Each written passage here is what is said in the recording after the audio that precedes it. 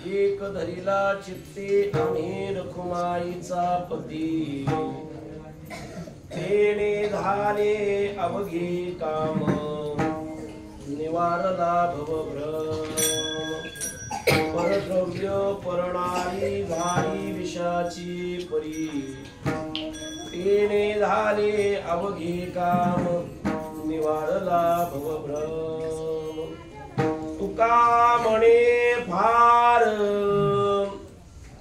म्हणे फार नाही लागत व्यवहार तेने झाले अवघे काम निवारला भवभ्रम विठ्ठल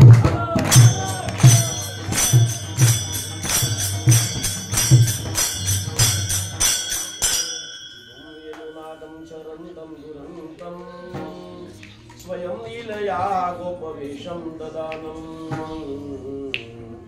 गवामृन्दकानन्दनं चारुहासं परब्रह्मलिङ्गं भजे पाण्डुरङ्गा कुरु प्रथमा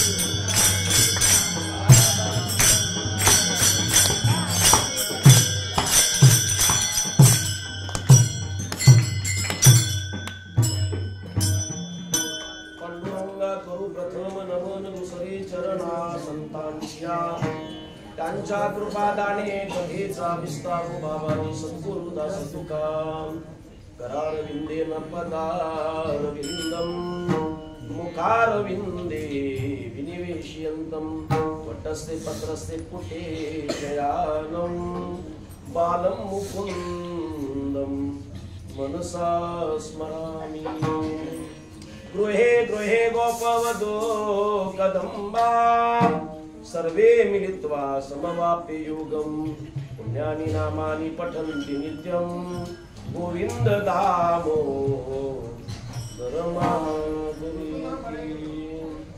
नमो सद्गुरु तुकया ज्ञानदीपा नमो सद्गुरु सच्चिदानंद रूपा नमो सद्गुरु भक्त कल्याण मूर्ती नमो सद्गुरु करा पूर्ण कीर्ती लोकाभिरामं रणरंगधीरं राजीवनेत्रं रघुवंशनाथं कारुण्यरूपं करुणाकरन्तं श्रीरामचन्द्रं शरणं प्रपद्ये मनोजवं मारुततुल्यवेगं जितेन्द्रियं बुद्धिमतां वरिष्ठं वातात्मजं वानरयूथमुख्यं श्रीरामदूतं शरणं प्रपद्ये श्रीरामदूतं शरणं प्रपद्ये श्रीरामदूतं शरणं प्रपद्ये विठ्ठला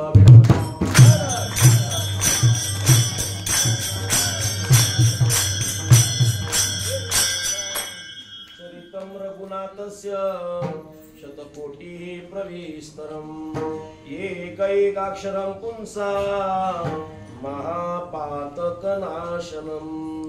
जिथे ज्ञान विज्ञान संजीव होते जिथे योग विद्येस सामर्थ्येति जिथे मानवाला मिळे मोक्षगाथा तुझ्या पायरीसी सदा नम्र माता पंढरीच्या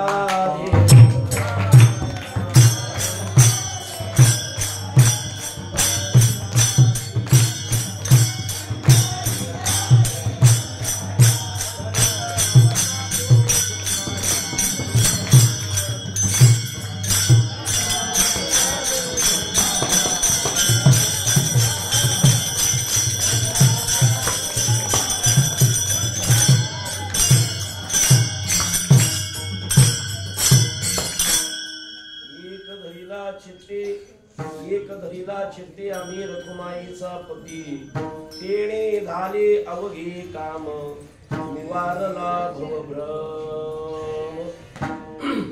भगवान स्वरूप सर्व श्रोतो वृंदांच्या चरणारविंदी नतमस्तक होऊन आपल्या या सोनाळे या परिसरामध्ये प्रसिद्ध असणार हे दिंडीगड श्रीराम आश्रम आणि या ठिकाणी सालबाद प्रमाणे बालसंस्कार शिबिराचं आयोजन केलं जातं.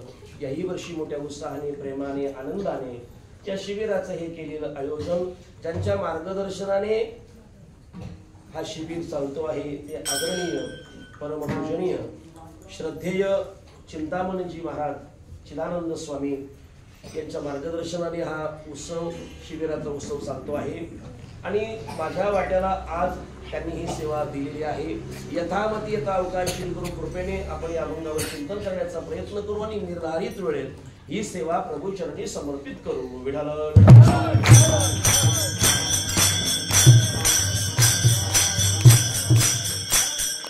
कीर्तन दररोजच आपण करतोय महाराज, पण आजच्या कीर्तनाचा आनंद फार वेगळा आहे. हे बाळ गोपाळांनी सगळ्यांनी टाळ घेऊन कीर्तनात साथ द्यावी. सगळ्या बाळ गोपाळांनी कीर्तन ऐकावं महाराज. आणि दुसरं म्हणजे बिना लाईटीचं कीर्तन आहे, बिना माईकचं कीर्तन आहे. तो फार आनंद वेगळा आहे. मी म्हणतो लाईट जरी आली तरी आता माईक चालू करू नका. हा हा आई एक दिवस आनंद आम्हाला घेऊ द्या. आम्हाला बरेच आमच्या जिभेला काही शोधले लागलेले आहेत. आम्हाला असंच पाहिजे आहे, तसंच पाहिजे आहे, बरं का. पण अशी ही वेळ माणसानी आनंदात काय करावी, घालवावी. खरं तर या ठिकाणी हा परिसर, इथलं वातावरण खूप छान आहे. वारकरी संप्रदायातील साधना ज्याला करायची आहे त्या साधनेकरता जर तो या गडावर जर आला तर नक्कीच ती साधना त्याला आनंदही देईल आणि ती साधना फलद्रूप सुद्धा होईल. विठ्ठल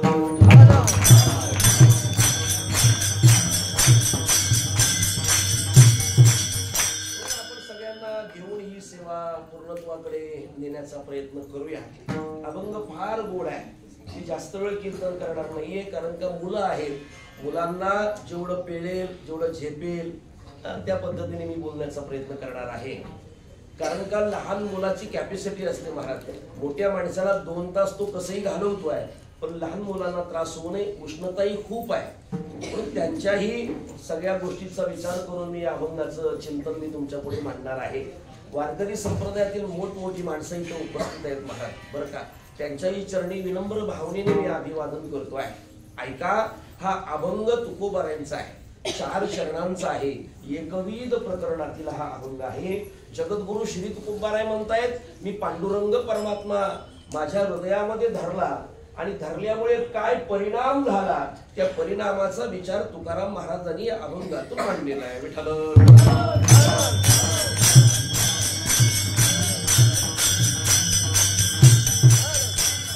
जगद्गुरु श्री तुकोबारायांनी जी साधना केली आणि साधना केल्यानंतर त्यांचं जे जीवन यशस्वी बनलं, त्या यशस्वी जीवनाची गाथा तुकाराम महाराजांनी या अभंगातून सांगितलेली आहे. अगदी पुढे जाऊन सांगायचं झालं तर साधन आणि साध्याचा विचार तुकोबाराय या अभंगातून मांडतात. ऐका, अभंगाच्या पहिल्या चरणामध्ये तुकोबारायांनी भक्तीची भूमिका व्यक्त केलेली आहे. अभंगाच्या दुसऱ्या चरणामध्ये श्री तुकोबारायांनी ज्ञानाची भूमिका व्यक्त केलेली आहे. अभंगाच्या तिसऱ्या चरणामध्ये श्री तुकोबारायांनी वैराग्याची भूमिका व्यक्त केलेली आहे. आणि अभंगाच्या चौथ्या चरणामध्ये तुकोबारायांनी कर्माची भूमिका ही व्यक्त केलेली आहे. ऐका, आम्ही रखुमाईचा पती भक्ती आली, बर का. निवारला भवभ्रम ज्ञान आलं, झाली विषयाची परी वैराग्य आलं आणि नाही लागत व्यवहार कर्म आलं. विठ्ठल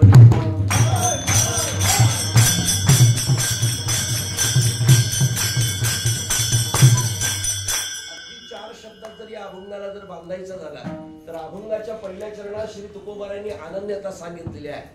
अभंगाच्या दुसऱ्या चरणात श्री तुकोबारायांनी अनन्यतेमुळे आलेली परिपूर्णता सांगितलेली आहे. अभंगाच्या तिसऱ्या चरणामध्ये श्री तुकोबारायांनी परिपूर्णतेमुळे आलेली पवित्रता सांगितलेली आहे. आणि अभंगाच्या चौथ्या चरणामध्ये श्री तुकोबारायांनी हे सगळं टिकण्याकरता परमार्थातली सुलभता चौथ्या चरणात सांगितलेली आहे. विठ्ठल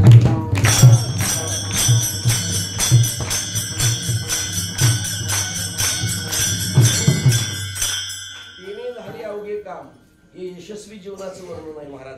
एक धैर्य चित्ती हे केलेलं तुकोबारायांनी साधन आहे. आणि तुका म्हणे फार नाही लागत व्यवहार, हे प्राप्तीनंतरचे तुकोबारांचे उद्गार आहेत. ऐका, प्रामुख्याने दोन मुद्दे मी प्रस्तावनेमध्ये तुमच्या पुढे मांडतो आहे. एक साधन आणि एक साध्य. कधी कधी बऱ्याच वेळेला असा प्रसंग येतो आहे की महाराज साधन छोटं असतं पण साध्य मोठं असतं, हा एक मुद्दा आहे. कधी कधी साध्य छोटं असतं पण साधन मोठं असतं, असे दोन मुद्दे मी तुमच्या पुढे मांडत आहे. ऐका, हो, चावीने कुलूप उघडला, चावीने कुलूप उघडला. सांगा पोरांनो, चावी मोठी का कुलूप मोठा? वा, छान उत्तर दिलं तुम्ही. चावी हे साधन आहे आणि कुलूप हे साध्य आहे. आता या ठिकाणी महाराज म्हणतात चावी हे जर साधन असेल तर साधन काय आहे? छोटं आहे. आणि कुलूप हे साध्य असेल तर साध्य काय आहे? मोठं आहे. म्हणजे पहिला मुद्दा आपला क्लिअर झालेला आहे. साधन छोटं, साध्य मोठं. आता ऐका, मुद्दा नंबर 2, साध्य मोठं आहे बरं का, हो, साधन मोठं आहे पण साध्य छोटं आहे.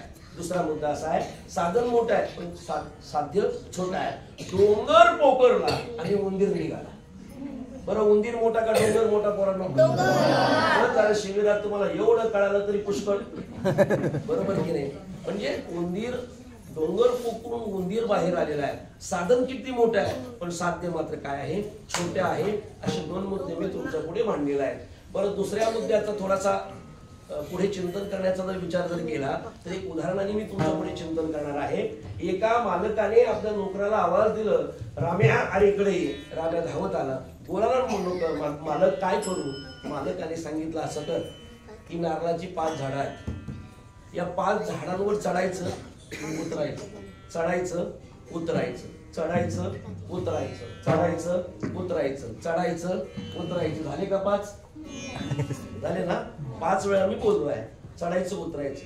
पण आता तो नोकर म्हणतोय मी 5ही झाडांवर गुरुजी मालक चढेल उतरेन, चढेन उतरेन, चढेन उतरेन, चढेन उतरेन, चढेन उतरेन. झाले का 5? बर, उतरेन. पण मिळेल काय? आम्ही तारीख घेतोय तुमची, पण पहिल्यांदा बिलागी बोला. हे आम्ही केल्याशिवाय पुढे पाऊल उचलत नाही. मी तरी म्हणतो मग असं करून जर कीर्तन केली तर पुढे मला असं वाटत नाही त्याला स्वर्गवास मिळेल किंवा वैकुंठवास मिळेल. मग आता ते तुम्ही समजा काय मिळेल त्याच्या वाट्याला, बरं का? एक लक्षात ठेवा, परमार्थामध्ये मागणी करणं म्हणजे भिकारीपणा आहे, भिकारीपणा आहे. सहजासहजी त्या बाबतीमध्ये माणसाने थोडासा कमीपणा घ्यावा. आम्ही तर महाराज असं ठरवलेलं आहे, चलती का नाम गाडी रोग देतो खटारा, दिया तो भी भला नाही दिया तो भी भला, चलती का नाम गाडी रोग देतो खटारा.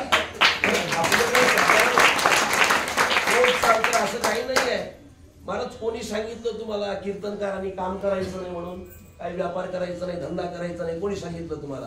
अरे तुमच्या पोटाकरता तुम्ही धंदा करा, व्यापार करा आणि परमात्मा प्राप्ती करता, देहाच्या कर्तव्य करता पोटापुराचे काम.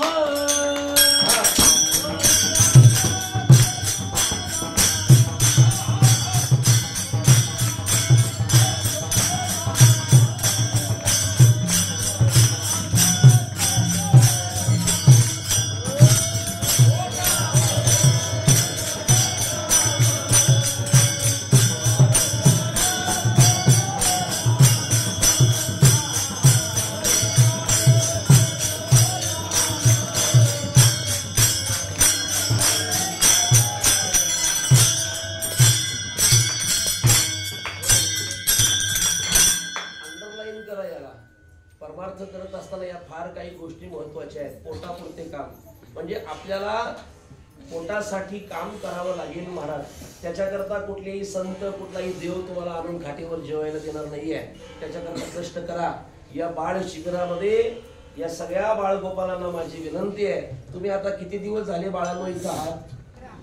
11 दिवस बरोबर तुम्ही मोजता. त्यांना माहिती आहे तो आकडा जोपर्यंत येत नाही तोपर्यंत सुटका नाही. दिवस ध्यानात राहतात महाराज त्यांच्या, बरं का? ऐका ना, मग महाराज तुम्ही इथं कशा करता आला पोरांनो सांगा बघू. तुम्ही कशा करता आला तिथे? काय करायला? संस्कार घ्यायला, बरोबर. मग आता तुम्ही घरी गेल्यानंतर तुमच्या आई वडिलांना नाही वाटलं पाहिजे की पोरग गेलं दिंडीगडावर पण काहीतरी घेऊन आलं. बरं, तुम्ही जर जाऊन घरी जर परत वेड्यासारखे वागायला लागले तर घरची माणसं म्हणतील इथं गोट्या खेळत होता ते बरं होतं. अरे तिथे भजन करून पण तुझ्यात काय झालं नाही, परिवर्तन झालेलं नाहीये. एक सांगू तुम्हाला, इथे काही मोठी माणसंही आहेत, महिला मंडळी, तुम्ही ऐका. मुलाला संपत्ती गोळा करून ठेवण्यापेक्षा मुलाला संस्कार गोळा करून ठेवा. अरे मिळवलेली संपत्ती म्हणजे त्याला गोळा केलेली संपत्ती, त्याच्यावर जर संस्कार नसतील ना तर तुम्ही कितीही त्याच्या वाट्याला संपत्ती द्या, तो मातीत घातल्याशिवाय राहणार नाहीये. पण जर संस्कार जर मुलाला दिले तर शून्यातून विश्व उभं करण्याची ताकद त्याच्यात निर्माण होते. म्हणून त्याच्या वाट्याला पैसा देण्यापेक्षा त्याच्याकडे संस्कार द्या. निश्चितच तो स्वतःचंही कल्याण करेल आणि तुमच्याही परंपरेचा सांभाळ केल्याशिवाय राहणार नाहीये. ऐका बरं का, महाराज म्हणतात हे मुलं या ठिकाणी संस्कार घेण्याकरता आलेले आहेत. त्या पद्धतीने तुम्ही घरी गेल्यानंतर जर वागलात ना तर आई वडिलांना आनंद होईल बरं का. म्हणून इथे जे शिकवलेलं आहे ते तुम्ही घरी जाऊन आई वडिलांना सांगा, त्यांनाही तेवढा आनंद होईल. म्हणून पोटासाठी हे करू नका, मला हे सांगायचं आहे, पोटासाठी करू नका. ऐका हो, त्यांनी त्या मालकाला विचारलं, म्हणे मालक मी चढेल उतरेन आपला इथला विषय चालू होता. मी थोडस मुलांकरता बाजूला येतो, हा थोडस मुलांना म्हणजे माझं बोलणं कळावं म्हणून थोडस बाजूला येतो. पण आपण परत त्याच विषयावर येण्याचा प्रयत्न करणार आहोत, चिंता करू नका. बरं, नोकराने विचारलं मालक काय मिळेल? त्यावेळेला मालकाने सांगितलं तू 5 वेळा दारावर चढला खाली उतरला ना तर तुला मूठभर काय देईन, चणे देईन, चणे. आता तुम्ही मला सांगा, 5 वेळा झाडावर वर चढायचं खाली उतरायचं हे काही सामान्य आहे का? नाही. पण मूठभर चणे हे सामान्यच आहे ना. म्हणजे साधन एवढं मोठं करायचं, झाडावर चढायचं खाली उतरायचं आणि साध्य काय? मूठभर चणे बरं का. पण आजच्या अभंगातून तुकाराम महाराजांनी जे साधन सांगितलं त्यालाही महत्व आहे आणि जे साध्य सांगितलेलं आहे त्यालाही काय आहे? महत्व दिलेलं आहे. मी प्रामुख्याने अभंगामध्ये प्रवेश करण्याअगोदर 2 मुद्दे तुमच्या पुढे मांडणार आहे. माझा पहिला मुद्दा असा आहे, देवाला धरता येतं का? आणि मुद्दा 2 असा आहे की देवाला जर धरता येतं तर तो कोणत्या बळावर धरता येतो. या 2 मुद्द्यांनी आपण अभंगात प्रस्तावनेतून आपण अभंगात प्रवेश करणार आहोत. पहिला मुद्दा आहे, देवाला धरता येतं का? तर ऐका, सामान्य माणसाला देवाला धरता येत. अहो ज्याला धरायचंय त्याला पहिल्यांदा पाहावं लागेल. पाहणंच किती कठीण आहे तर धरणं किती अवघड असेल महाराज. ऐका, हजारो वर्ष तपश्चर्या ज्या ऋषीमुनींनी केली ना, अन्न वर्ज केलं महाराज, पाणी वर्ज करून जी तपश्चर्या करतायत. काही पशु पक्षी त्यांच्या अंगाचे डचके तोडतात, मांस खातात त्यांच्या अंगाचं. ते सांगतायत बाबा खा, तुम्ही खा, आमची काही हरकत नाहीये, पण आमची एक इच्छा आहे, आमचे डोळे मात्र तेवढे खाऊ नका. मग त्याला विचारलं गेलं तुम्ही असे का बोलता? बाकीचं शरीर खा पण डोळे खाऊ नका. त्यावेळेला त्या ऋषींनी दिलेलं उत्तर आहे की आम्ही ज्यांची भक्ती करतोय, आम्ही ज्यांच्याकरता नामस्मरण करतोय, हो आम्ही ज्यांच्याकरता जप करतोय बरं का, आम्हाला विश्वास आहे तो परमात्मा एक ना एक दिवस आम्हाला काय देईल? भेट देईल. आणि त्या भेटलेल्या परमात्म्याला आम्ही डोळ्यांनी पाहावं अशी आमची इच्छा आहे. म्हणून आमचे काही करू नका, डोळे फोडू नका. तुम्ही मला सांगा, जर त्या परमात्म्याला पाहण्याकरता जर एवढे कष्ट लागतील तर त्या परमात्म्याला धरण्याकरता किती कष्ट लागतील? विठ्ठल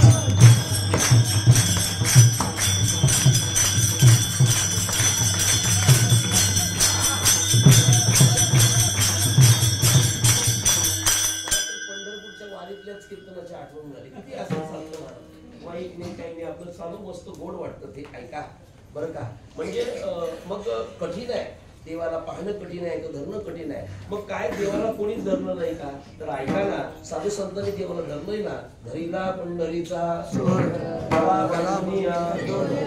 बरं का, महाराज संतांनी देवाला धरलेला आहे. म्हणजे पहिल्या मुद्द्याचं उत्तर आपल्याला मिळालं, देवाला धरता येतं देवाला धरता. पण सांगा ना तुकाराम महाराज, तुम्ही देवाला कोणत्या बळावर धरलं हा दुसरा मुद्दा आहे. त्या मुद्द्याचं आपल्याला चिंतन करायचं आहे. बळाचे अनेक विग्रह शास्त्रामध्ये दिलेले आहेत बरं का. मग त्याच्यामध्ये शरीर बळ आहे, बुद्धी बळ आहे, सत्ता बळ आहे, लौकिक बळ आहे बरं का, ज्ञान बळ आहे, वैराग्य बळ आहे, तपबळ आहे, भक्ती बळ आहे म्हणजे भाव बळ आहे. असे बळाचे भरपूर प्रकार सांगितलेले आहेत. नंबर 1 शरीर बळ. शरीर बळाने देवाची प्राप्ती होते का? देवाला धरता येतं का? तर नुसत्या शरीर बळाने देवाला धरता येत.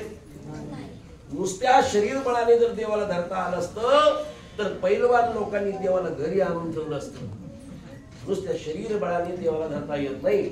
शरीर बळ फार महत्वाचं आहे. पखावज वाजवायची आहे, अंगात ताकद पाहिजे आहे. 2 तास बोलायचं आहे, अंगात ताकद पाहिजे आहे. तुम्ही सगळे उभे राहिलात, अंगात ताकद पाहिजे आहे, गरज आहे. पण नुसत्या शरीर बळाने देवाची प्राप्ती होत नाही. म्हणून मी नेहमी एक वाक्य सांगतो आई वडिलांना, पोराचं नुसतं शरीर वाढवण्यापेक्षा पोराची बुद्धी वाढेल अशा करता सुद्धा प्रयत्न करत चला. बऱ्याच आई वडिलांना वाटतं माझा पोरगा जिम मध्ये गेला पाहिजे, असं बॉडी करून आला पाहिजे. चांगली गोष्ट आहे, पण कधीतरी त्याच्या बुद्धीचाही विचार करत चला, त्याच्या ज्ञानाचाही विचार करत चला, त्याची बुद्धी कुठपर्यंत काम करते याचाही विचार करत चला. नुसतं शरीर बळाने देवाला धरता येत नाही. 1 नंबर 2 मग बुद्धिबळाने धरता येतं का? तर महाराज म्हणतात नुसत्या बुद्धिबळाने धरता येत नाही. आपल्या भारताला बुद्धिबळाची फार मोठी परंपरा आहे, बुद्धिमान लोकांची, पण नुसत्या बुद्धिबळानेही देवाला धरता येत नाही. चला पुढे नंबर 3 सत्ताबळाने देवाला धरता येतं का? तर नुसत्या सत्ताबळानेही देवाला धरता येत नाही. अरे सत्ताबळाने जर देवाला धरता आलं असतं तर सत्ताधाऱ्या लोकांनी देवाला घरी आणून जेवण असतं. आता तर फारच त्या देवाची गरज लागली असते. नुसत्या सत्ता बळाने नाही देवाला धरता येत. चला पुढे नंबर 4 लौकिक बळाने धरता येतं का? तर नुसत्या लौकिक बळानेही देवाला धरता येत नाही. नंबर 5 तपबळाने धरता येतं का? तर नुसत्या तपबळानेही देवाला धरता येत नाही. नंबर 6 ज्ञानबळाने धरता येतं का? तर नुसत्या ज्ञानबळानेही देवाला धरता येत नाहीये. बरं का? नंबर 7 महाराज म्हणतात वैराग्य बळाने देवाला धरता येतं का? तर नुसत्या वैराग्य बळानेही देवाला धरता येत नाही. आणि नंबर 8 भावबळ भक्तिबळ ज्याला म्हटलेलं आहे. मग महाराज भक्तिबळाने देवाला धरता येतं का? आता मग तुकाराम महाराज म्हटले हो भक्तिबळाने देवाला धरता येत आहे. बरं का? तुकाराम महाराज म्हणतात भक्तिबळाने धरता येतं असं का म्हणतोय? तर मी देवाला भक्तिबळाने धरलं. बरं कोणत्या देवाला भक्तिबळाने धरलं? तर जो रुक्माईचा पती आहे ना पांडुरंग परमात्मा, त्याला मी काय केलं? माझ्या हृदयात धरलं अभंगाच्या पहिल्या चरणात. एक धरिलाची ती एक धरिलाची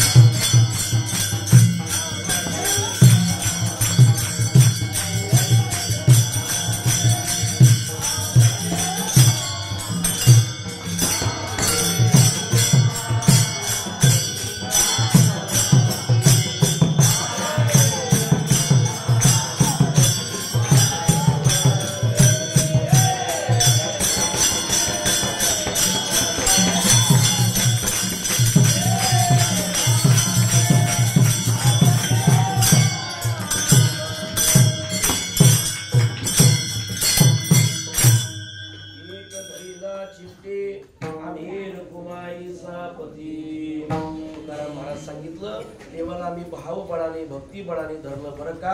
रुक्माईचा जो पती आहे पांडुरंग परमात्मा त्याला धरलं. पण अभंगाच्या पहिल्या चरणाच्या पूर्वार्धाचा आपल्याला पहिल्यांदा विचार करायचा आहे प्रामुख्याने. बरं का? पहिला शब्द प्रारंभाला येतोय एक. तुम्हाला मी प्रस्तावनेमध्ये सांगितलं की तुकाराम महाराजांनी पहिल्या चरणात अनन्यता सांगितलेली आहे. एक शब्द काही ठिकाणी संख्यावाचक म्हणून आलेला आहे, काही ठिकाणी गुणवाचक म्हणून आलेला आहे. पण या ठिकाणी तुकाराम महाराज एक हा शब्द जो वापरतात ना तो अनन्यतेच्या भावाने किंवा अनन्यतेच्या अर्थाने त्या ठिकाणी वापरलेला आहे. पहिला मुद्दा असा होतो एक शब्दातून जर तुकाराम महाराज अनन्यता सांगतात तर अनन्यता म्हणजे काय? तर नारद भक्ती सूत्रामध्ये असं वर्णन करतात अन्याश्रया नाम त्यागो अनन्यता. म्हणजे एकाचा स्वीकार करणं आणि इतरांचा काय करणं त्याग करणं याला अनन्यता म्हणतात. शास्त्रामध्ये काही अनन्यतेची उदाहरणं आलेली आहेत. त्यातलं पहिलं उदाहरण आहे महाराज चातक. चातक हा प्राणी असा आहे तो फक्त पडणाऱ्या पावसाचं पाणी पितो. तो डबक्यातलं पाणी पित नाही, सरोवरातलं पाणी पित नाही, तलावातलं पाणी पित नाही, बिस्लरीचं पाणी पित नाही, हांड्यातलं मडक्यातलं कशाचंच पाणी पित नाही. बरं का? ज्ञानेश्वर महाराज म्हणतात, भरले सरिता समुद्र चौकडे परी बापी अशी कोरडे काजे मेघुनी थेंब पडे पाणी गीतया. बरं एवढं पाणी राहतं महाराज, पण तो पाण्याचा थेंब सुद्धा स्वीकारत नाही. ऐका एक उदाहरण देतो. चातक हा वरून चाललेला होता आणि तेवढ्यात त्याचा मृत्यू जवळ आला. कोणाचा मृत्यू कधी येईल सांगता येत नाही. आता आपण गडावर चढलोय, खाली जाता जाता पण येऊ शकतो. कीर्तन चालू आहे, कीर्तन झाल्यानंतर येऊ शकतो, सांगता येत नाहीये. मृत्यू येणार आहे म्हणून त्या मृत्यूला घाबरून जमणार नाहीये. बरं का, त्याला सामोरं जाण्याचा प्रयत्न करावा. ऐका, महाराज म्हणतात तो चातक वरून जात असताना खाली पडला. बरं, खाली सरोवर होतं, पाण्यात पडला. पोरांनो, आता चातक मरणार आहे. लक्ष आहे ना तुमचं? चातक मरणार आहे. मग आता तो मरणार आहे तर त्यांनी पाणी प्यायला पाहिजे का न प्यायला पाहिजे? सरळ सरळ उत्तर आहे, पाणी प्यायला पाहिजे. पण तो माणसासारखा कृतज्ञ नाही. काही काही माणसं आयुष्यभर परमार्थ करतात, पण जाता जाता डाग लावून जातात, शेवटाला डाग लावून जातात. पण हा चातक किती हुशार आहे. महाराज त्यांनी चोच वर केली, प्राण त्यागला, पण पाणी प्यायला नाही. मरणोत्तर सुद्धा त्यांनी काय केलं नाही, घेतलं नाहीये. म्हणजे त्याचा नियमच असा होता, पडणाऱ्या पावसाचं पाणी प्यायचं. तो पडणाऱ्या पावसासोबत आनंदी होता. बरं का, तुकाराम महाराज म्हणतात तसे आम्ही देवासोबत आनंदी आहोत.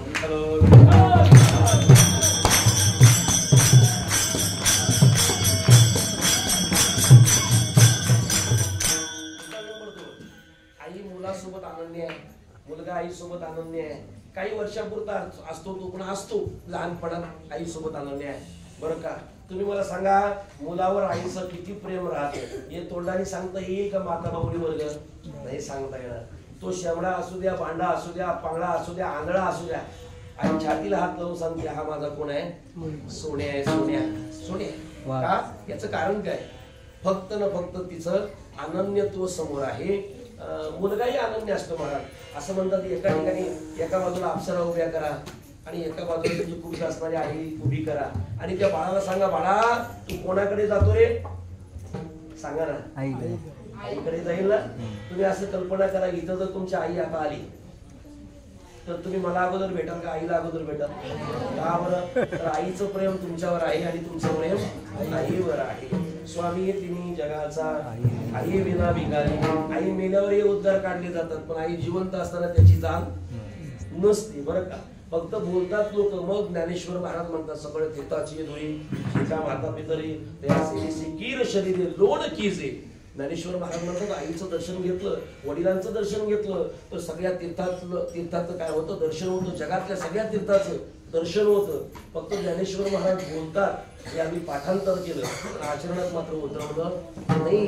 बरं, तुकाराम महाराजही बोलतात, तुका म्हणे मायबापी अवघी देवाची स्वरूपे. मग तुकाराम महाराज सांगतात ना, आई बाप म्हणजे देव, साक्षात परमात्मा आहे. बरं का, पण किती लोक त्या प्रमाणाचं आपल्या जीवनामध्ये आचरण करतात हे फार महत्वाचं आहे. करत नाहीये. एक सांगू तुम्हाला, माणसं फक्त अभंग पाठ करतात, पण अर्थाच्या दृष्टीने त्यांची पाठ असते त्या अभंगाकडे. नुसते अभंग पाठ करू नका. मी तर या मताचा माणूस आहे, 4 अभंग पाठ करण्यापेक्षा दररोज एकच अभंग पाठ करा. पण तुकाराम महाराजांनी प्रत्येक शब्दातून काय सांगितलंय? तुकाराम महाराज हा अभंग ज्या वेळेला तुकाराम महाराजांच्या मुखातून आलेला आहे, त्यावेळेला तुकाराम महाराजांची कोणती अवस्था होती, कोणत्या भावनेने तुकाराम महाराजांनी हा अभंग लिहिला, या सगळ्या गोष्टीचं चिंतन आपल्या जीवनात झालं पाहिजे. त्याच वेळेला तुकाराम महाराजांच्या शब्दाचा अर्थ आपल्याला कळेल. एक लक्षात ठेवा, तुकाराम महाराजांच्या अभंगाचा अर्थ आपण लोकांना सांगतो हा ढोबळपणा आहे, पण खरं जर पाहिलं तर तुकाराम महाराजांच्या अभंगाला बरं का न्याय देणं किंवा अर्थ सांगणं हे आपल्यासारख्या सामान्याचं काम नाही.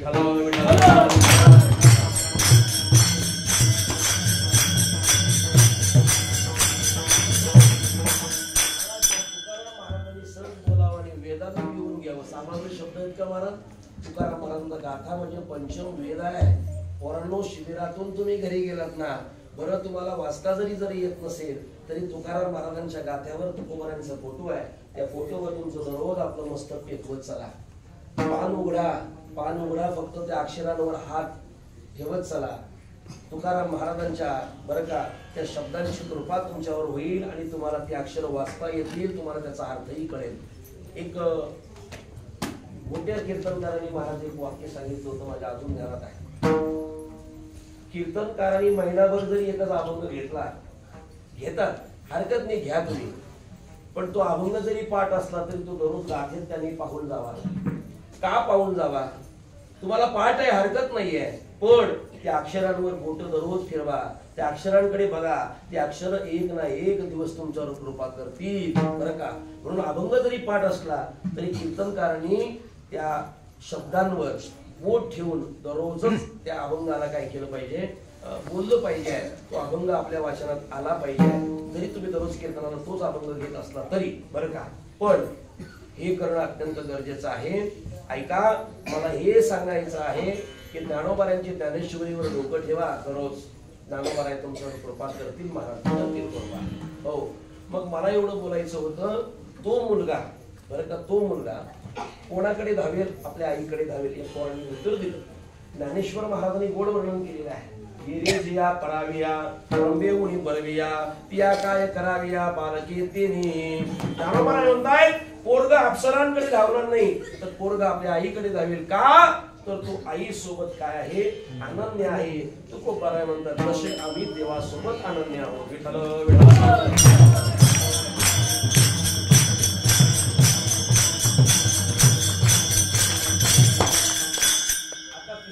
सांगतो, जास्त वेळ घेत नाहीये. तिसरा मुद्दा सांगतोय, ऐका. तिसरा मुद्दा म्हणजे कृपण माणूस, तो धनाशी अनन्य आहे. कृपण जर तुम्हाला अवघड वाटत असेल तर चिकट माहिती का? चिकट, कंजूस. कोणता शब्द तुम्हाला कळतो? कंजूस, मक्खी चूस, कंजूस, चिकट, हे सगळे शब्द आहेत त्याच्याकरता. बरं, चिकट या शब्दाचा अर्थ आहे जो धनाशी चिकटून राहिलेला आहे, तो पोरांनी मागितलं तरी देत नाही.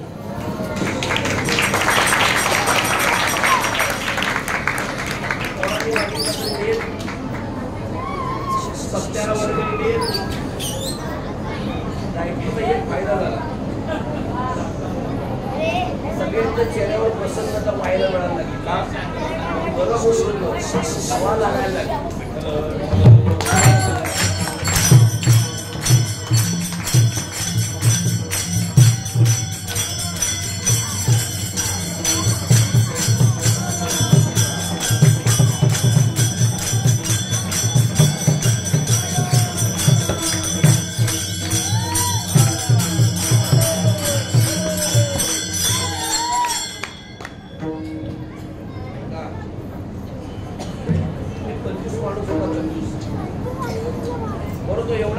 होता की लग्न सुद्धा करायला तयार नव्हता.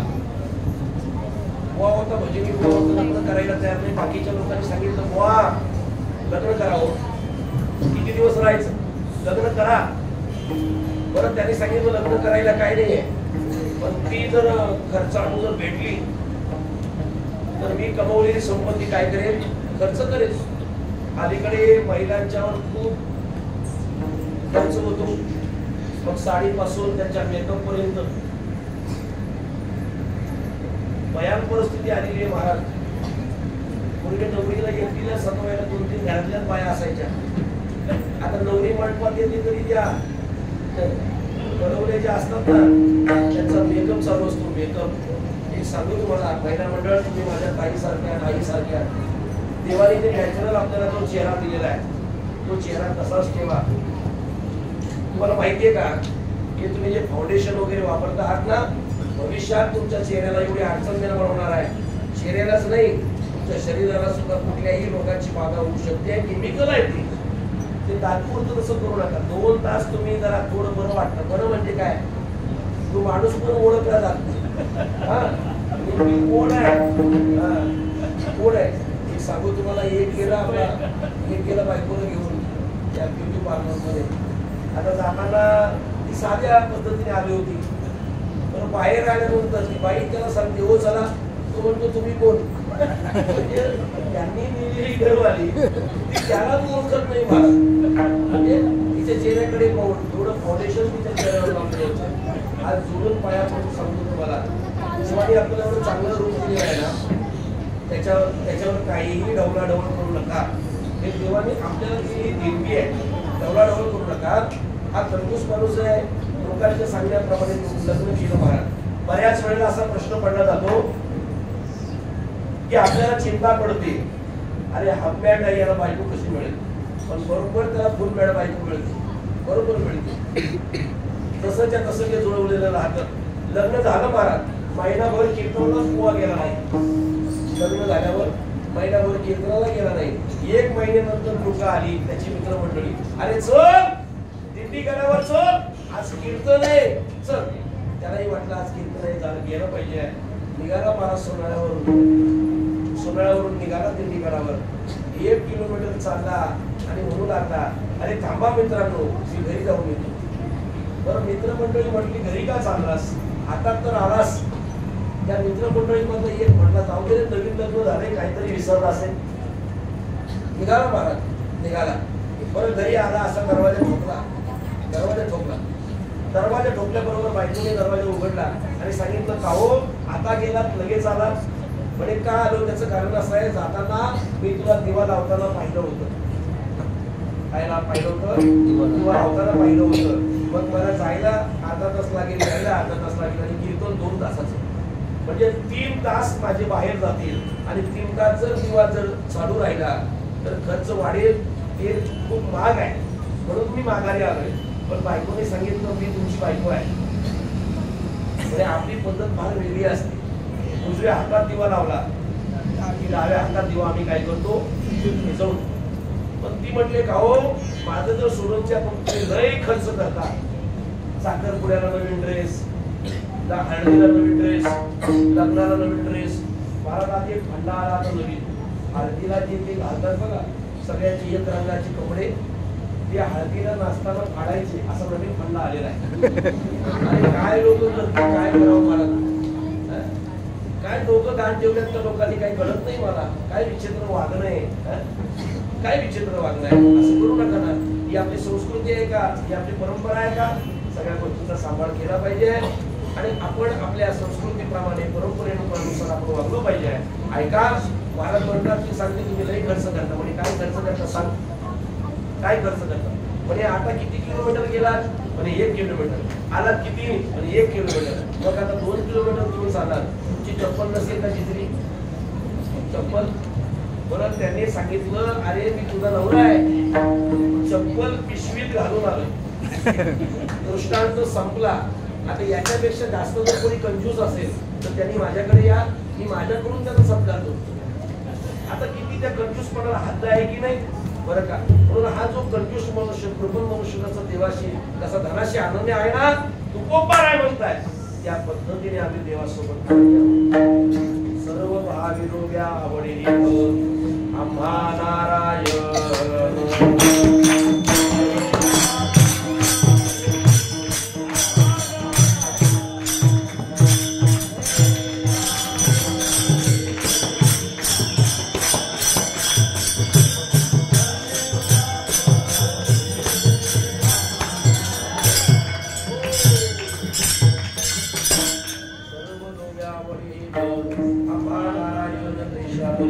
योगी मनुष्याचा धनाशी आनंद आहे ना, तो तुम्हाला म्हणतात तशी आम्ही देवासोबत आनंदी आहोत. नंबर 4 बरं का, प्रमाण सांगतो आणि पुढे जातो. पतिव्रतेचा भरतार प्रमाण आम्हा नारायण देशापरी. पतिव्रता श्री जशी पतीसोबत आनंद आहे ना, तो बरं सांगताय तसे आम्ही देवासोबत काय आहोत, आनंदी आहोत. बरं का. हो, आता रामायणामधला एक दृष्टांत सांगतो, कथा सांगतो. एक शब्दाबद्दल आपण चिंतन करतोय. महाराज, रावणाकडचे अनेक योद्धे मारले गेले. बरं आता कोणाला उठवायचं म्हणून रावण थोडा विचार करू लागला. आठवण झाली भावाची कुंभकर्णाची. कुंभकर्णाला उठवायला जा. पोरांनो, कुंभकर्ण किती महिने झोपायचा, 6 महिने. आणि किती महिने जागे राहायचा, 6. एवढं डोक्यात तुमच्या ठीक राहील. आता ते झोपलेलं होतं, बाळाला उठवायला गेली काही लोक. आता कुंभकर्णाला उठवायचं म्हणजे काय, 2-4 लोकांचं थोडे काम आहे. दिंडीच नाही सगळी उठवायला, उठा. उठल्यानंतर बोलला, अरे हातात झोपलो होतो आणि लगेच उठवायला आला. म्हणजे काय काम आहे, सगळं रामायण सांगितलं. महाराज, युद्धभूमीवर कुंभकर्ण गेलेला आहे आणि कुंभकर्णाच्या हातामध्ये गंधमादन नावाचं वानर मिळालं. महाराज, आता कुंभकर्णाचं शरीर फार मोठं होतं आणि ते वानर छोटंसं होतं. हातात मिळालं, दाबलं महाराज, रक्ताच्या बाहेर यायला लागल्या, रक्त बाहेर पडायला लागलं. त्या कुंभकर्णाला महाराज वाईट वाटलं. त्या वानर छोटा आहे, रक्त बाहेर येत आहे. सांगितलं वानरा म्हणे बोला ना, तुला जगायचंय का? म्हणे हो ना जगायचंय. 90 वर्षाच्या म्हाताऱ्या बाबाला जरी विचारलं बाबा तुम्हाला जगायचंय का, तर तो काय म्हणे करतो जगायचंय. मग असं बोल, तुला जगायचं असेल तुला जीवनदान देतोय मी, फक्त एवढंच बोल मी रावणाचा आहे. काय? मी रावणाचा आहे. पण त्या वानराने सांगितलं महाराज कुंभकर्णाला, अरे मी रावणाचा आहे म्हणून जगण्यापेक्षा मी रामाचा आहे असं म्हणून त्या धनवादन वानराची जेवढी अनन्यता आहे ना, बरं का, तुकाराम महाराज म्हणतात आम्ही सुद्धा भगवंतासोबत तेवढे आनंदी आहोत. विठ्ठल विठ्ठल.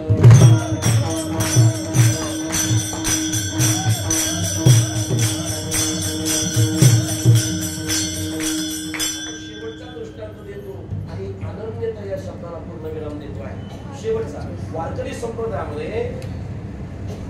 एक थोर संत आले महाराज, बरं का, तुळशीदासजी महाराज. सगळ्यात मोठं वय होतं 126 वर्षाचं वय होतं त्यांचं असं सांगतात, बरं का. ते एवढे आनंदी होते श्रीराम प्रभूंसोबत. आता प्रभू समोर आहेत म्हणून प्रभूंबद्दल थोडस बोलावं आणि माझ्या, बरं का, चिंतनात मला स्मरण झालं त्या दृष्टांताचं.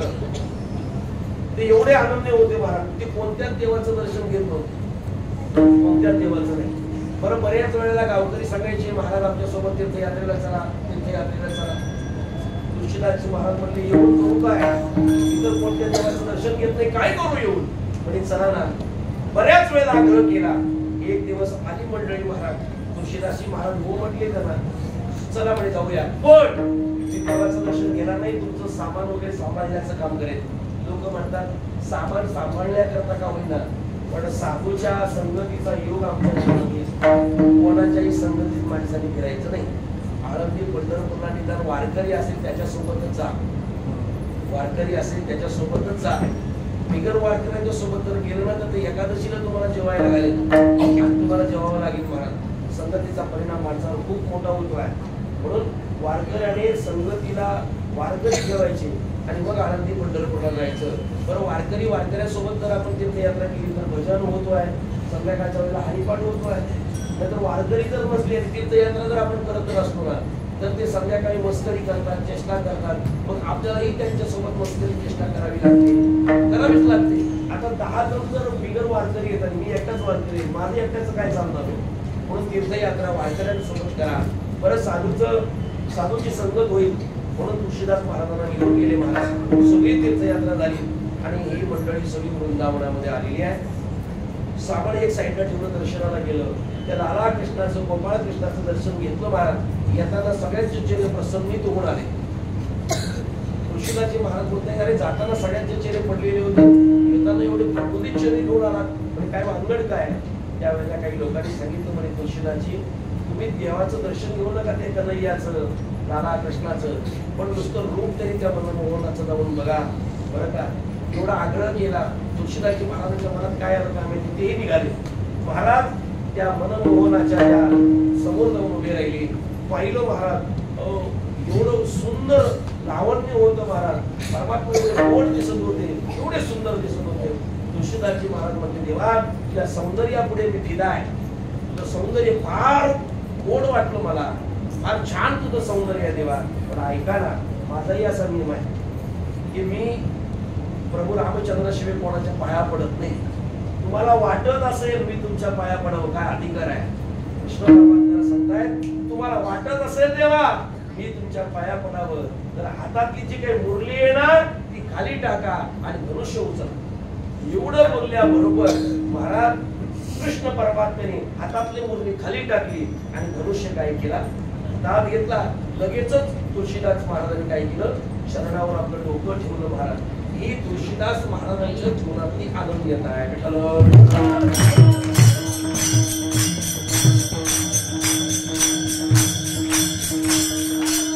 कृष्ण परमात्मा सुंदर दिसतात म्हणून नाही केवढं डोकं, या देवाने रामरूप दाखवलं, डोकं ठेवलं. ही एवढी आनंदित आहे प्रभू विषयी. तुकोबाराय त्याच पद्धतीने आमच्याकडे आनंद आहे. एक घरला किंवा धरीला हे प्रस्तावनेमध्ये आपण पाहिलं एक धरीला चित्ती. आता चित्ती या शब्दाचा विचार करू म्हणजे पूर्वार्धाचा आपला काय होईल पूर्ण विचार होईल. चित्ती गाडीला ठेवण्याकरता पत्र्याचं सेड करतो, पैशाला ठेवण्याकरता तिजोरी करतो, तसं देवाला ठेवण्याकरता काय करावं माणसांनी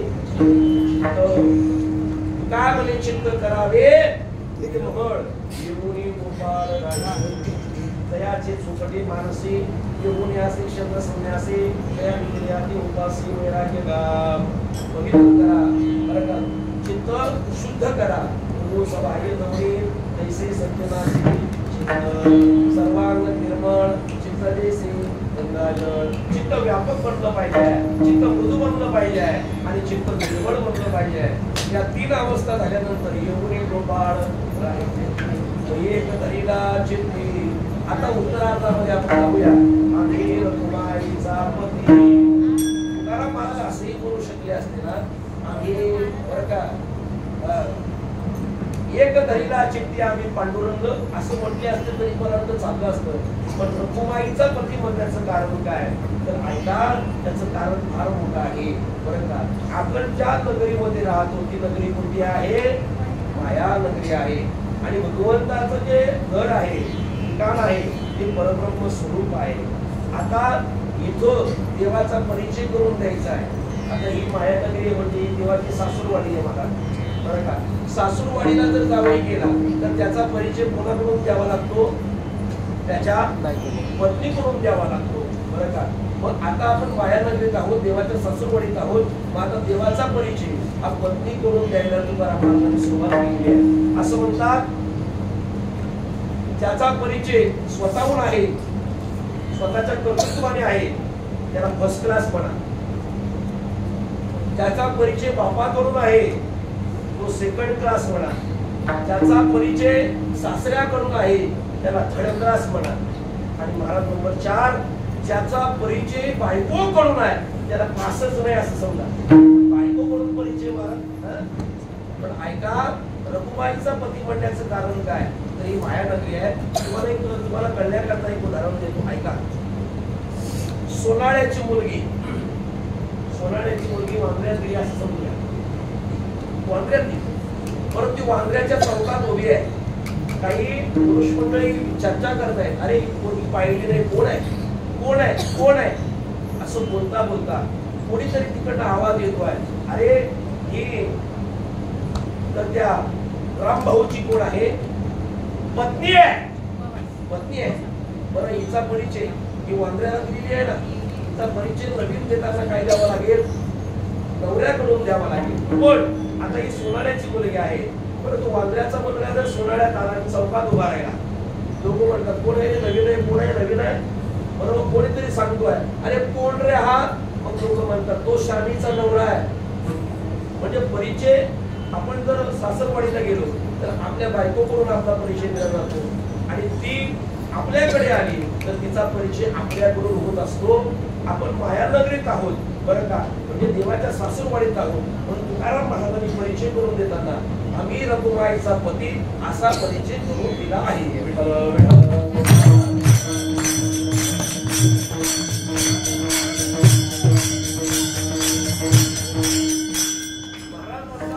रखुमाईचा पती आम्ही हृदयात धरला त्याचा परिणाम काय झाला बरं का. अनन्यतेमुळे ती परिपूर्णता जी प्राप्त झाली ती तुकाराम महाराजांनी दुसऱ्या चरणात सांगितलेली आहे. तिने झाले बरं का. दुसऱ्या चरणात सांगितलं काम पूर्ण झालं. काम शब्द पुढे आला की लोकांचं लक्ष विकाराकडे जात आहे. तेवढीशी व्याख्या इथं तुकाराम महाराजांना सांगायची नाही. काम शब्दाचा अर्थ इच्छा. तुकाराम महाराज म्हणतायत पांडुरंग परमात्मा हृदयात धरल्यामुळे आमच्या जीवनात आता इच्छा राहिली नाही. अगदी तुकाराम महाराजांचं प्रमाण द्यायचं झालं तर गोड प्रमाण आहे, प्रसिद्ध प्रमाण आहे. काम नाही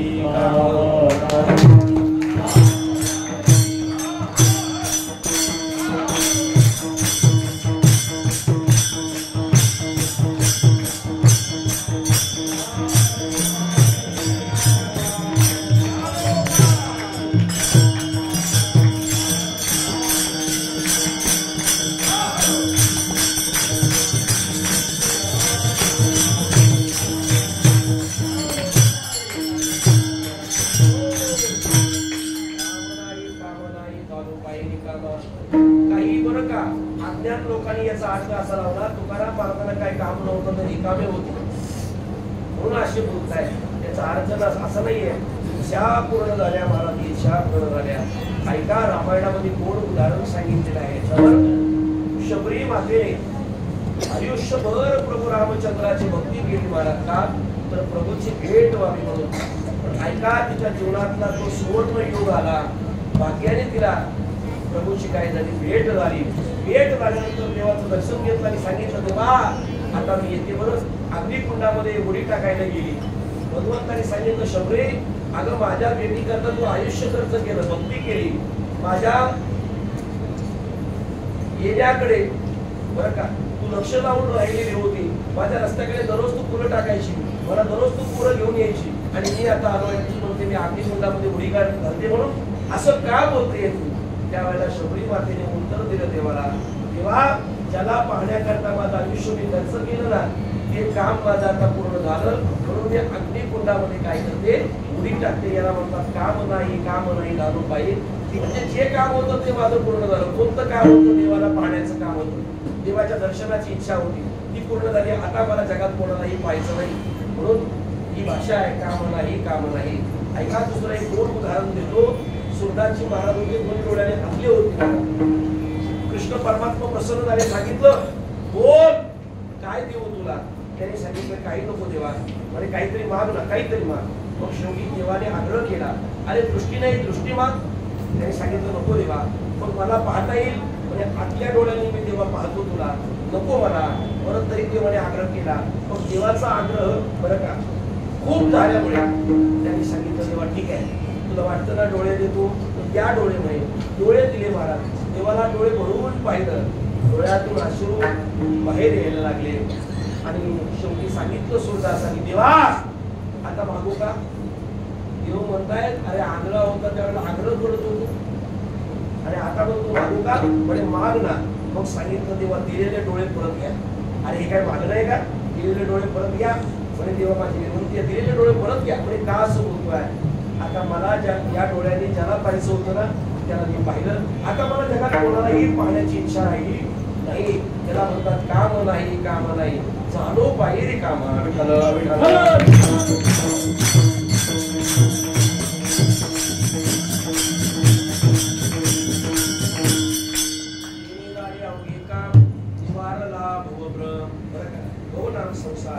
संसाराविषयी जो भ्रम होता काय झाला, निघून गेला. महाराज संसाराकडे तुम्ही ज्ञान दृष्टीने जर पाहिलं ना, तर संसार मोठा आहे हे तुमच्या लक्षात येईल आणि तुमचा भ्रम काय होईल, निघून जाईल. पण ऐका, माणसाला संसाराकडे मनुष्याने पाहत असताना बरं का अज्ञान दृष्टीने पाहतो, मग ते संसार काय होतो, तो भ्रमात पडला जातो. भ्रम म्हणजे काय महाराज, मोठी वस्तू घर मांडणं, मोठी वस्तू घर मांडणं. एक दृष्टांत ते सेवा समारोह केले. ऐका, एक मनुष्य रिटायर झाला होता महाराज. रिटायर झाले, भरपूर पैसे आले, 4 पोरं होती, 4 मजली बिल्डिंग बांधली महाराज. प्रत्येकाला एक मजला देऊन टाकला, दिलेला आहे महाराज. हो, आणि अलीकडे पोरं सांभाळण्याचं काम आजी आणि आजोबाकडे जास्त राहतं. आजी आजोबा जर गावाला निघाले तर नातवंड मागे लागतात, पण आई वडील जर निघाले तर मागे नाही लागत. का तर त्यांचा जीवनातला बराचसा काळ आजी आजोबाच्या मांडीवर गेलेला असतो. आजी त्याला बरवते, आजोबा त्याला बरवतात, लाड करतात. वडिलांनी जर मारलं, तुमच्या भाषेत पप्पांनी जर मारलं, तर मुलगा कुठे जातो, आजोबांकडे जातो आहे. मग आजोबा म्हणतो, काय रे मूर्खा, लहान आहे ना तो, तू पण लहानपणी काय कमी होता का, तू पण असं घोड्या करत होता. हो, तू कुठंतरी काय करतो घरात पडत होतो का. बापाला आपलं लहानपण माहीत राहतं, शांत होतो. मग सुनबाई ओरडते, मग तुमच्यामुळे जर पोरं काय झालेली आहेत, सुनबाई तिकडनं आवाज देते, सुनबाई आवाज देते. हे असं प्रत्येक घरात चाललं जातं.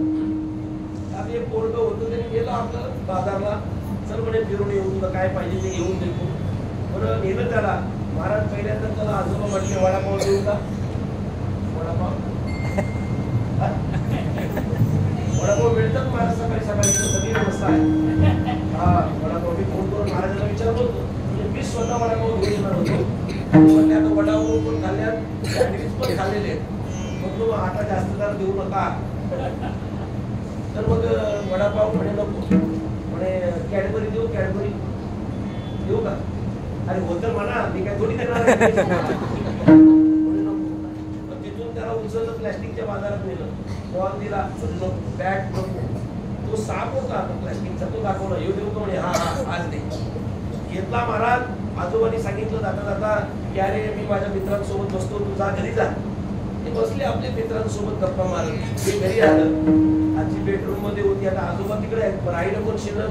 आजी झोपलेली होती आपली दुपारच्या वेळेला. सगळ्या आज्या दुपारी पण झोपतात, तर रात्री पण झोपतात. किती झोपायचं काय माहिती. झोपली होती महाराज. त्यात एक पोरगा आलं, छातीवर बसलं, लागलं खेळायला. ते साप घेऊन 4 वाजता मोठी सून चहा घेऊन आली.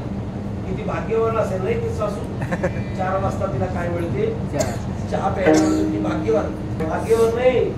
सुनबाईला माहिती आहे हे सगळं कोणाचं आहे? सासऱ्यांनी करून दिलेलं आहे. बरं पेन्सिल सुद्धा चालू आहे. सासूचे हाल केले तर सासरा काय होईल? मदत करायचा बंद होईल. काहीतरी काय असतो, त्यांना स्वार्थ असतो. आली महाराज आली, पण त्याच्या अगोदर असा एक प्रकार घडला गेला. तो साप खेळता खेळता त्याच्यासोबत त्याचा एक मित्र आला. म्हणे अरे दाद्या चल खेळायला चल. पोरगच मारत खेळ मित्रासोबत आणि साप तसंच ठेवत आहे. तो निघून गेला. त्या सुनेने खिडकीतून पाहिलं, आत्याबाईच्या छातीवर काय आहे? साप आहे. मग तुम्ही मला सांगा, कोणती प्रामाणिक सून तो साप घ्यायला धरायला जाईल? तिने सगळ्या त्या बाकीच्या जावयांना पण बोलवलं. जावा ज्या होत्या त्याला, त्या तिघी जावा आल्या. 4 जावा एकत्र खिडकीवर उभ्या होत्या. ही तिच्या हातावर टाळी मारते, ती तिच्या हातावर टाळी मारते. आता म्हणे कायमचं पाठीमागचं छड काच निघून जाईल आणि बऱ्याच सुनांना सासू लवकर मारावी अशी इच्छा आहे. बघा तुम्हाला पटलं तर ठीक आहे, नाही पटलं तर काय राहू द्या, तर मी त्याच्यावर नाही बोलत काही. पण बऱ्याच अशा सुना आहेत सासूनी मारावं आणि सासून सगळ्या किल्ल्या माझ्याकडे याव्यात. ऐका महाराज, त्यांनी विचार केला तर लोकांसाठी काहीतरी करावं लागेल. पण तो आपला तो साप पकडण्याकरता तो असतो, त्याला काय म्हणतात ते? ते नवीन पिक्चर मध्ये पाहिलं का तुम्ही? आणि ते साप मित्र. बर असेल ते आणलं. त्याच्याने काही शक्य झालं नाही. पण एक गावातला पिस्तूल झाले आणला. पिस्तूल झाले, त्याला सांगितलं तुला साप पडवायचा आहे. असा पिस्तूल धरला. त्यांनी पाहिलं, एवढी काही सोपी गोष्ट. बरं साप मिळाला तर बरा, म्हातारी जर मिळाली तर अगोदर मला जन्ममध्ये लागतील. नको माघारी. हे सगळा गोंधळ अख्खं गाव जमलं महाराज. एवढ्यात मोठा पोरगा आला, धावला. आईच्या अंगावर काय आहे? साप आहे. लगेच बायकोने असा धरणारा मागे घेतला. बऱ्याच बायका एका झटक्यात मागे घेतलं डोळ्यात. जाऊ नका पुढे, अरे का माझी आई आहे, बरोबर नेली तर बरोबर. बरं बाकीचे 3 आले, त्यांनी पण प्रयत्न केले, पण यांनी जाऊ दिलं नाही. शेवटी बाबा आले तिकडनं. बाबाने पाहिलं फार मोठी गर्दी आहे. पोरं म्हणायला की बाबा जाऊ नका. सुनबाई म्हणायला लागली तुम्हाला अक्कल आहे का काही? एका दगडात 2 पक्षी वरते. सासरा पण बरोबर नाही, त्याच्याला उपयोग केला, जाऊ दे म्हणे. मग ती गेलं, तो साप घेतला, खिशात टाकला.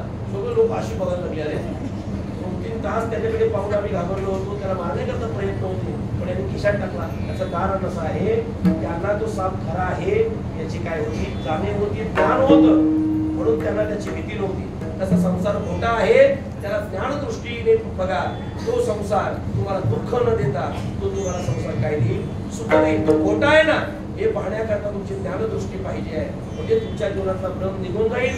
संसाराकडून होणारं दुःख तुमच्या जीवनातून निघून जाईल. खूप आहे म्हणतात, तेरे झाले अंगीकार निवारणा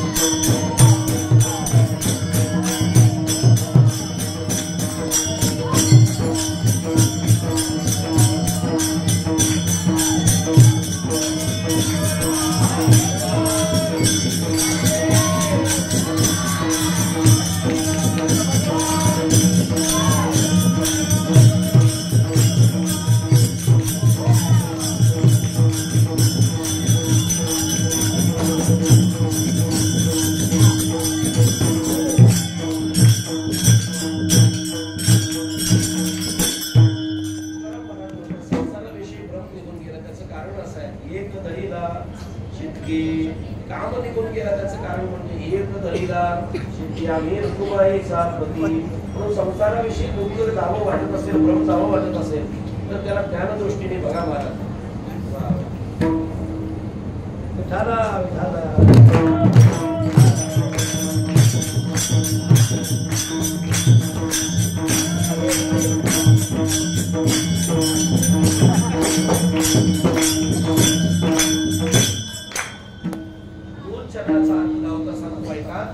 महाराज म्हणतात अनन्यतेमुळे आलेली परिपूर्णता म्हणजे तेने झाले अवघे काम निवाराला भवभ्रम.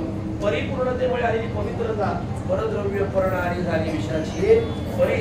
परद्रव्य आपल्याला विष वाटलं पाहिजे, परनारी आपल्याला विष वाटली पाहिजे बरं का.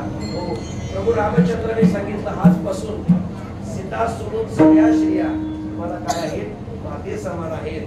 आमच्या हनुमंतरायांनी तर असं सांगितलं की जगातल्या सगळ्या स्त्रिया माझ्या माते समान आहेत. मारुती माझा ब्रह्मचारी माते समान सर्व त्या नारी बरं का. सगळ्या नारी मला माते समान आहेत.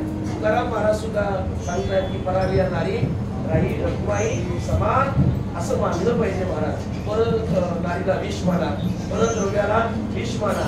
हे दोन्ही प्रसंग तुकाराम महाराजांच्या जीवनात आले होते महाराज. दोन्ही प्रसंग छत्रपती शिवाजी महाराजांनी गजरांना पाठवलं त्यावेळेला तुकाराम महाराज होते उद्या चंद्र कोडे हे तू बऱ्याच पडे म्हणजे धनालाही विष मानलं आणि साई वंश माते नंतर सायास आम्ही विष्णुदास तैसे नभे म्हणजे श्रीला सुद्धा बरं का म्हणजे तुकाराम महाराजांनी विष मानलेलं आहे. परद्रव्य परणारी झाली विषाची परी. ही भूमिका तुकाराम महाराजांच्या जीवनामध्ये वागतो होण्याचं कारण म्हणजे काय, एक दरिलाचे ते आम्ही रखुमाईचा पती पवित्रता आणि हे सगळं टिकण्याकरता अनन्यता परिपूर्णता पवित्रता टिकण्याकरता शेवटच्या चरणात सुलभता सांगितली. तुका म्हणे पार काही लागतो व्यवहार देणारे अवघी काम निवारला भव ज्ञानेश्वर.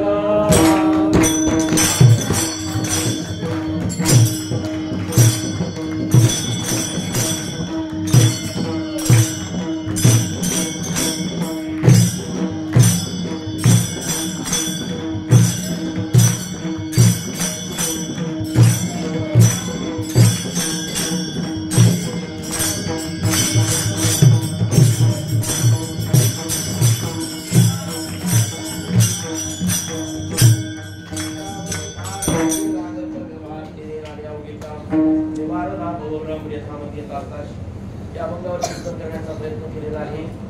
योग्य असेल ज्ञानोबा श्री रामप्रभूंचं समजून ग्रहण करण्याचा प्रयत्न करा. चुकीचं असेल ते माझं मला परत करा बरं का. मी नेण्याचा प्रयत्न करेन. एक सांगेन तुम्हाला जाता जाता महाराज हे वैभव त्यांनी या ठिकाणी निर्माण केलेला आहे. ते आदरणीय चिदानंद स्वामी बरं का यांच्या चरणावर मी माथा टेकवतो. एवढं मोठं कार्य महाराज या परिसरामध्ये त्यांनी केलेलं आहे. कीर्तनकार भरपूर आहेत पण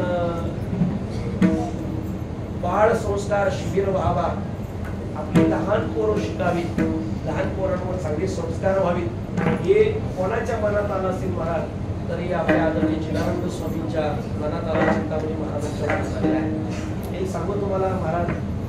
चिंतामणी महाराज म्हणजे अगदी प्रेमाचा पुतळा म्हणजे सगळ्यांना अगदी प्रेमाने जवळ घेणार, कोणाचा द्वेष नाही, तिरस्कार नाही, कोणाचाच नाही कधीच नाही महाराज. मी त्यांच्या मुखातून अजूनपर्यंत कोणत्याच कीर्तनकाराचा द्वेष ऐकलेला नाहीये की हा असा आहे हा कसा आहे, अजिबात नाहीये. सगळे माझेच आहेत ते असे सांगतात आणि कीर्तनकाराचा हाच भाव असावा. सगळे आपलेच आहेत महाराज. कोणाचा द्वेष करावा माणसाने आणि द्वेष करून काय मिळणार आहे तुम्हाला सांगा ना मला. काय मिळणार आहे कोणाचा द्वेष करून.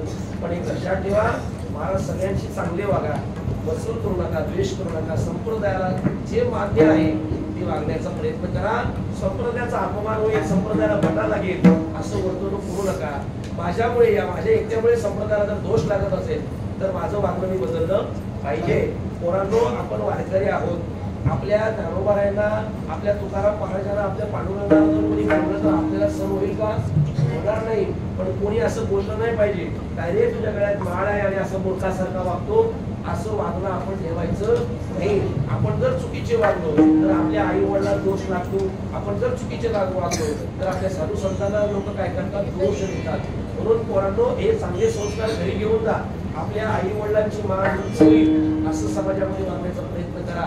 तुम्ही जर चुकीचे वागलात ना तर आई वडिलांची मान खाली होईल. तुम्ही चांगले वागलात ना तर आई वडिलांची मान उंच होईल. सांगा तुम्हाला आई वडिलांची मान खाली करायची का उंच करायची आहे? मग उंच करावी वाटत असेल तर चांगलं वागायचं. ज्ञानोबाराय तुकोबाराय जे सांगितलं तसंच जगायचं बरं का. शास्त्राने जे सांगितलं ते मानायचं. बरं निश्चितच तसं जर तुम्ही वागला तसं जर जगला तर तुमचं कल्याण झाल्याशिवाय राहणार नाहीये. महाराज आपल्याला ज्ञानोबाराय जे सांगते ते आपण मानलं पाहिजे. तुकाराम महाराज सांगते ते आपण मानलंच पाहिजे. नाथ बाबा सांगते ते आपण मानलंच पाहिजे. हे संप्रदायाचे काय आहेत फार मोठे संत आहेत. त्यांनी हा संप्रदाय चालू केलेला आहे. ज्ञानोबा या संप्रदायाचे पाया आहेत. तुकाराम महाराज संप्रदायाचे कळस आहेत. म्हणून त्यांनी सांगितलेला जो उपदेश आहे तो उपदेश आपण पाळला पाहिजे. म्हणून आदरणीय महाराजांनी हे इथं उभारलेलं दिंडीगड आश्रम या आश्रमाची अजून वाढ व्हावी बरं का. आता हे 15 सेट आहे. याच्या पुढे अजून ही इमारत तयार व्हावी आणि अनेक प्रकारचे दाते आपल्या परिसरात आहेत. आणि कुठेतरी पैसा खर्च करण्यापेक्षा तुमच्याकडे जर पैसा असेल तर तो इथे येऊन दान करा. इथे पोरं शिकतात, इथे साधक मंडळी येतात, त्यांच्या काहीतरी उपयोगाला पडेल असं काहीतरी इथे येऊन दान करा. एक सांगू तुम्हाला, अलीकडे लग्नाचा खर्च जर पाहिला तर तोंडावर हात देण्याची वेळ येते. तेवढा खर्च तुम्ही 2 दिवसात करता. परत लोक सगळे खाऊन पिऊन झाल्यानंतर लोक म्हणतात मग बापाची जमीन विकली आणि एवढा खर्च केला. आणि मग एवढे सगळे शब्द ऐकण्यापेक्षा आपलं जेवढं सामान्य माणसाप्रमाणे जसं आहे तसं लग्न करा. पारंपरिक पद्धतीने करा. पूर्वी लग्न किती दिवस चालायचं महाराज, आता तसं नाही. सकाळी धामधूम, दुपारी धामधूम आणि संध्याकाळी सामसूम अशी लग्न झाली आहे. मुक्कामाला जायची महाराज 2-2 बॅगा घेऊन आम्ही आमच्या आईसोबत गेलो लग्नाला, मामाच्या गावाला लग्नाला. आता गेल्याबरोबर सकाळी हळद लावण्याचं घरी, परत संध्याकाळी हळदीला हजर, परत घरी, परत सकाळी नवऱ्याला पाणी टाकायला हजर, परत घरी, परत लग्नाला. म्हणजे 4 फेऱ्या मारित मुक्कामाला झाला. अहो माणसांमध्ये पूर्वी प्रेम होतं, गप्पा मारायची माणसं महाराज एकामेकांवर बसून. आता ते आलं वेळ कुठे आहे. आपण बोलतो अहो कसे आहात तुम्ही, तो आपला खाली बरं चाललंय बरं, म्हणजे त्याच्याकडे वेळच नाहीये. म्हणून पोरांना हेही सांगतो मोबाईलचा वापर कमी करा. ज्या वेळेला गरज असेल त्याच वेळेला मोबाईल वापरा. तुम्हाला शिबिरामध्ये सुद्धा हे शिकवलं जात असेल. मोबाईल जेवढा चांगला आहे तेवढा तो काय आहे हानिकारक सुद्धा आहे. म्हणून त्याचा वापर चांगला करा, चुकीचा वापर करू नका. हे महाराजांनी उभारलेलं जे आश्रम आहे हे पुढे वाढत राहो ही श्री रामप्रभूंच्या चरणी मी प्रार्थना करतोय आणि बसलेल्या लोकांना विनंती करतोय. आपण कमवतो आहे त्या कमवण्यामधला जो काय पैसा आपण घेतो आहोत त्यातला थोडासा खालीचा वाटा म्हणून इथं काय करा, योगदान करा. इथे आपले पोरं शिकतात महाराज. बरं हे काय महाराजांना आपण देत नाहीये, आपल्याच मुलांना हे सगळं खाण्यापिण्याकरता आपण काय करतो देतो आहोत, दान करतो आहोत.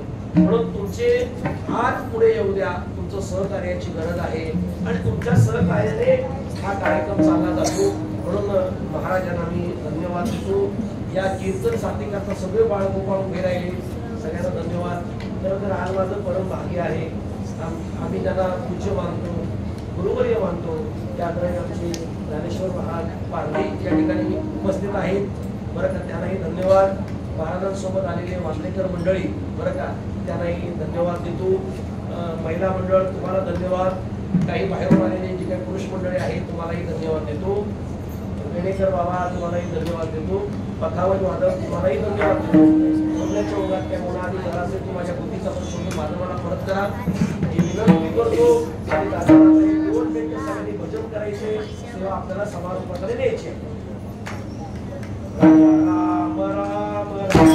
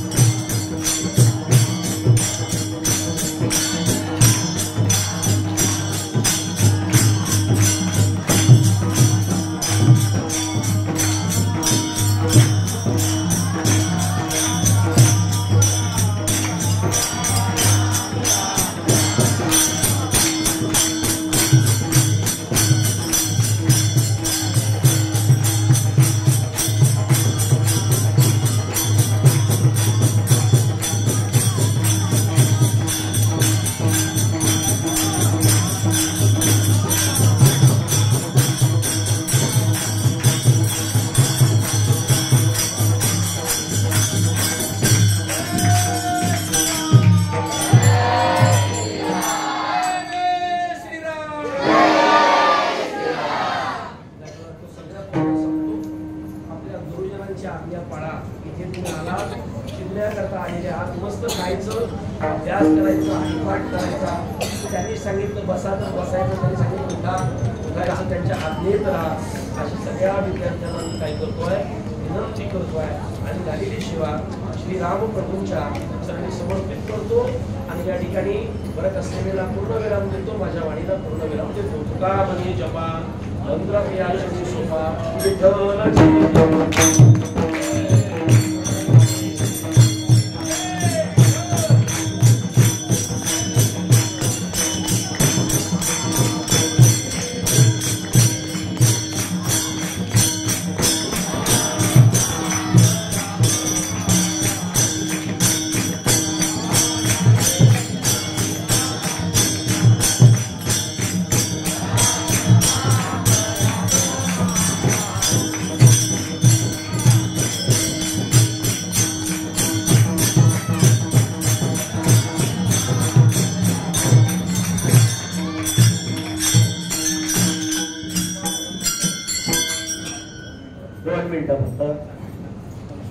श्रीराम आश्रम दिंडीगड काशीनाथ बाबा गोशाळा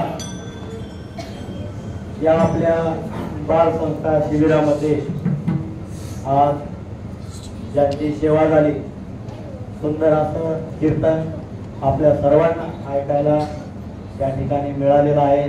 या सेवेचा आपल्याला सर्वांना लाभ झालेला आहे. आपल्या परिसरातील भूषण हरिभक्तपरायण वासुदेव महाराज ढोले यांनी सुंदर असं कीर्तन केलेलं आहे.